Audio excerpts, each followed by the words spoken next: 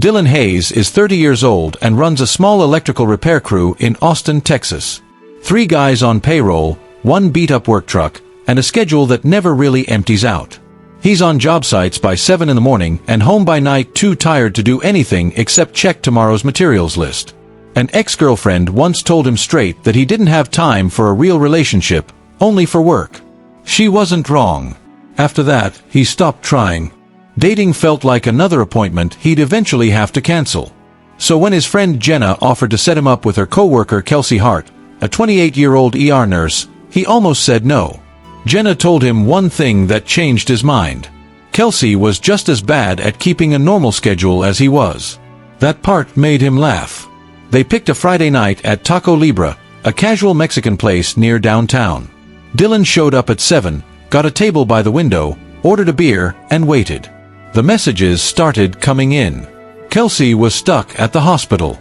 A motorcycle accident had come in and she couldn't leave mid-treatment. Dylan texted back the same thing every time. "It's fine. Take your time. I'll hold the table."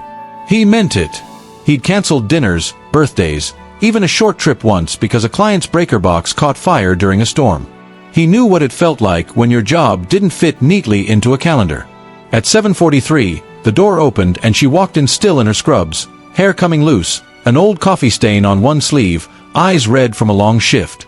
Before she even reached the table, she was already apologizing. She was sorry for the scrubs, sorry for being late, sorry for almost canceling, sorry for the crash that kept her. Dylan stopped her mid-sentence, pulled out the chair across from him, and told her to sit down. He told her she'd spent her whole day taking care of other people and she didn't have to apologize for any of it. She stood there for a moment like she wasn't sure she'd heard right, then slowly lowered herself into the seat. He pushed the water glass toward her. She drank it, then admitted she hadn't eaten since 2 in the afternoon, half a granola bar between patients. He flagged the server and added tacos and a margarita to the order without making a moment of it. They stayed until the restaurant started closing around them. She told him about the weirdest ER cases, kids with Lego stuck where it shouldn't be, an old man convinced he was having a heart attack who had just eaten too many jalapenos. Dylan told her about the client who wanted outlets that synced to his mood playlist. She laughed, a real laugh that dropped her shoulders. In the parking lot on the way out, she said she really thought he was going to leave when he saw her walk in like that. She apologized when she fell asleep 20 minutes into the movie they tried to watch together. She apologized when she had to cancel dinner because the hospital called her in to cover a sick coworker. Dylan kept telling her the same thing every time. "You don't have to apologize." She still did. Their second date was a movie theater. She fell asleep on his shoulder 20 minutes in.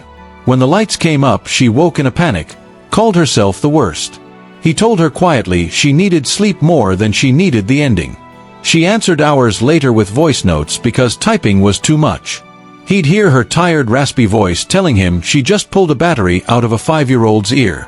He'd send back something about the client who swore his outlets were haunted because they buzzed only after midnight. She always laughed at those.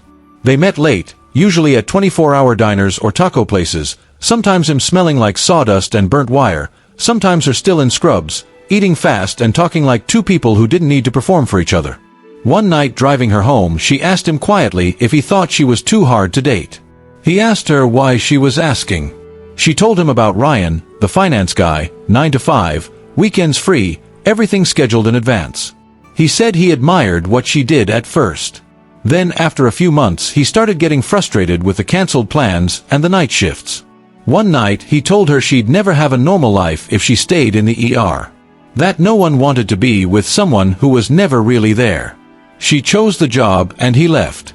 Ever since she carried this quiet belief that she was too much, too busy, too tired, too committed to something that would always come before anyone else. Dylan pulled up in front of her building and put the truck in park. He told her to text him when she was inside safe. Something had shifted that night. Not dramatic. Not a big moment.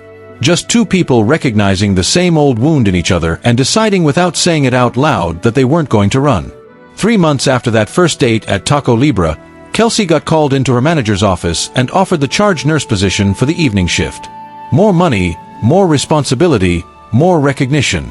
It was the role she had been working toward for years. Her first thought was that Dylan was going to leave. The new position meant longer hours, more weekends, more last-minute cancellations. She asked for 24 hours to think about it, even though she already knew her answer. Then she met Dylan at a coffee shop and told him she was taking the promotion, but that it would make everything harder, and she understood if he didn't want to deal with that. Before he could even say he was proud of her, she told him she already knew how it would end.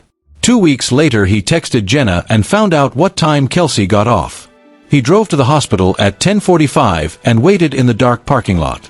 At 11:15 she came out still in her scrubs, bag heavy on her shoulder, moving on autopilot. He stepped out of the truck and said her name. She stopped. He told her he wasn't leaving until she heard him out, and if she still wanted him gone after that, he would go. She nodded. He told her she had taken the wound Ryan left and put it on him like it was already his.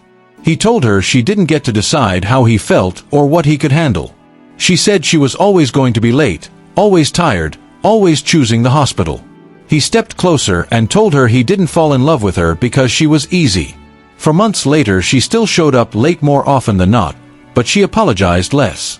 She texted him one Friday that she was running late, still in scrubs, bringing tie, and didn't say sorry once.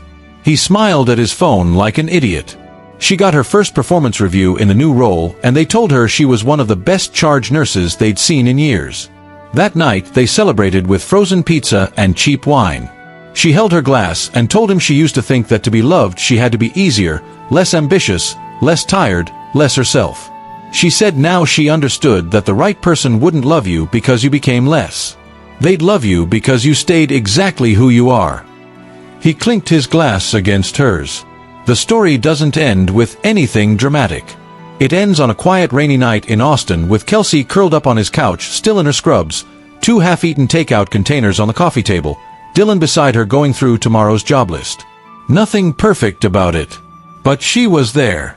And for the first time in a long time, she didn't look at her uniform like something she had to apologize for. It was just proof of who she was. And he wasn't asking her to be anything less. He was just there when she came home.